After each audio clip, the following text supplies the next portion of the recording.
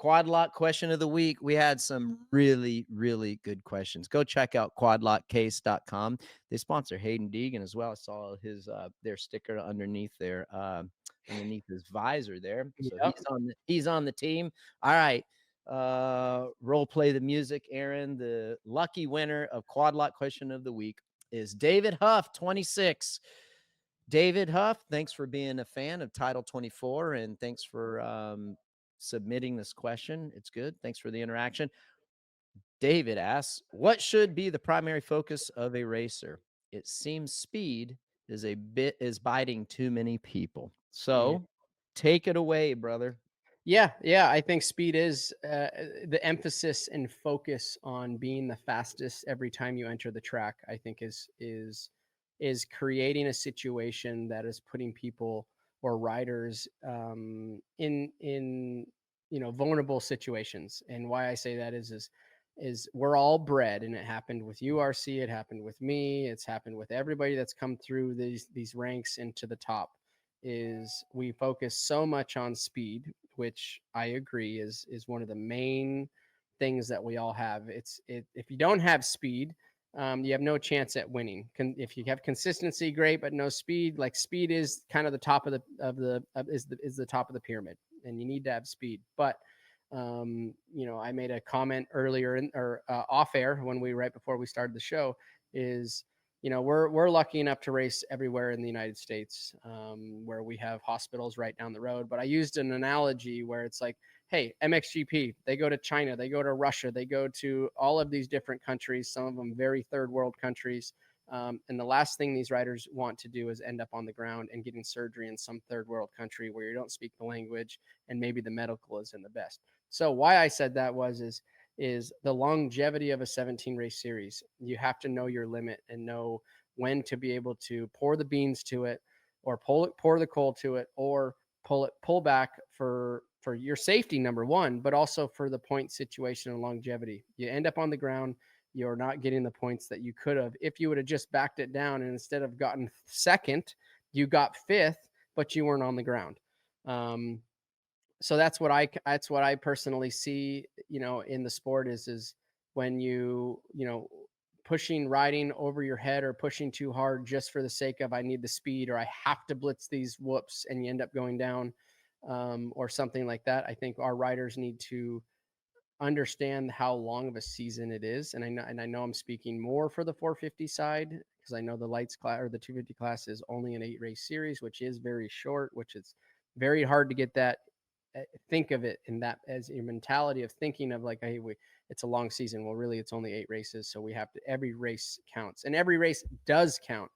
But mistakes are taking guys out, and I think we just need to, sometimes know when to push that limit and when not to push that limit.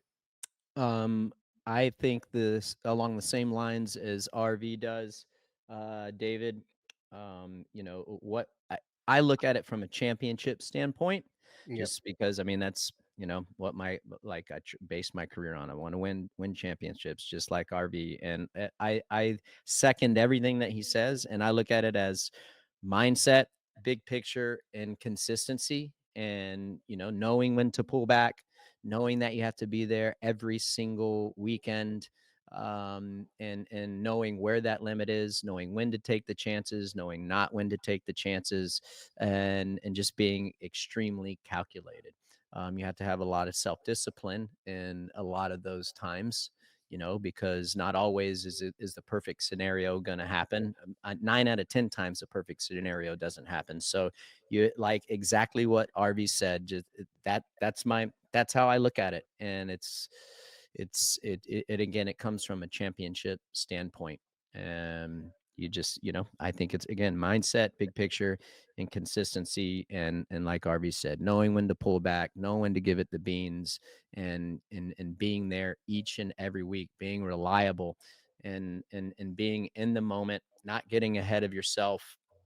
And I think it's special. I think you have to have a special mental game about yourself to have those tangibles. Luckily for me and RV, we had them. And I And think you need to be able to think about like call it like six or seven things all at once. Like we'll use Schmidt's crash for an example. Like he's typically he's one of the better guys in the whoops, but uh-huh. knowing the track, how it was breaking down and that the track was getting slippery, like you got to be able to manage your race and then also go as fast as you can. But then as the track's starting to break down, knowing that like, okay, I can't come into the set of whoops and just hold it wide open, let's say, and blitz through. Like you got to start to manage the race, keep your head on straight, and then also as the track's breaking down, like, okay, I got to start to come into these whoops maybe a little quicker, but then get out of the throttle and get the RPMs down where it's a little bit lower so the tire's not spinning so fast when it's grabbing the face of the whoop. There's just so many things, and I've talked about it before, like that are the separators from the greats to the good riders. The Yep. greats can almost see things happening and can make adjustments on the fly, where some of the good and really fast riders, I've used Hampshire as an example. And I think Schmidt, I'll use him as a very good example too, to go the speed that they're going.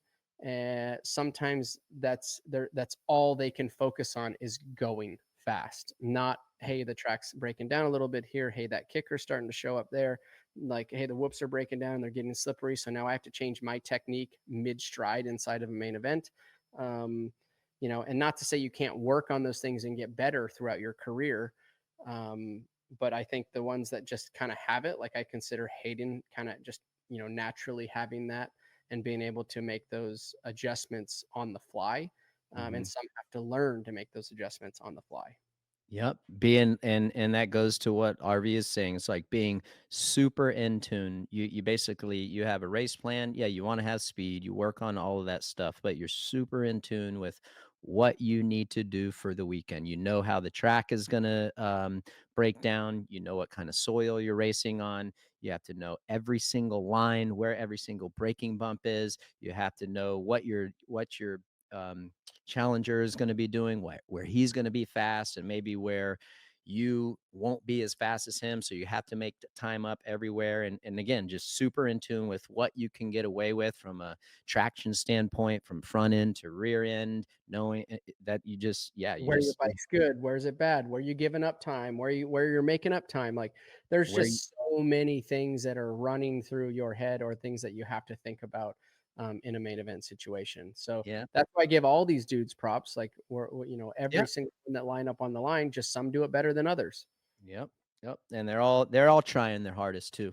At the end of the day, it's just like, why'd you do that? It's like it's not like Jordan, for example. It's not like he tried to bust his No. ass. It's just yeah. I've said it before. In RV, you've worked with certain riders. You've had great mentors, great coaches, trainers along the way. Just good people that you relied on to give you the DNA that you have to be the multi-time one of the best champions ever to race a dirt bike in SMX is like you just you were able to absorb that and let it play out and make it happen given all the information that you had. And we can work with riders and tell them the same things that you and I were told, and then sometimes they're just not able to do it, and it sucks. But that's where I don't ever have the answer for when you're giving that advice and coaching them to like, hey, this is what I think you should do. You should try this. At the end of the day, they're responsible for their actions on the motorcycle. Only thing you can do is guide it. And some guys, like RV said, are better at it than others. Hmm. And there's nothing wrong with the guys that aren't as good at it as maybe their competitors. So, dude, great question, David. That's why you are the winner of the Quad Lock Question of the Week. Also, David, you are a loyal listener, always bringing good questions, friendly questions, and nice comments as well. So again, thanks for the support, dude. That's awesome. And if you're ever around, look us up. We'll love to meet you in person. All right, Daytona preview. Oh no. Sorry. I said I jumped ahead. I was doing so good today. Yeah, no, we're good. We're good. Re-rack.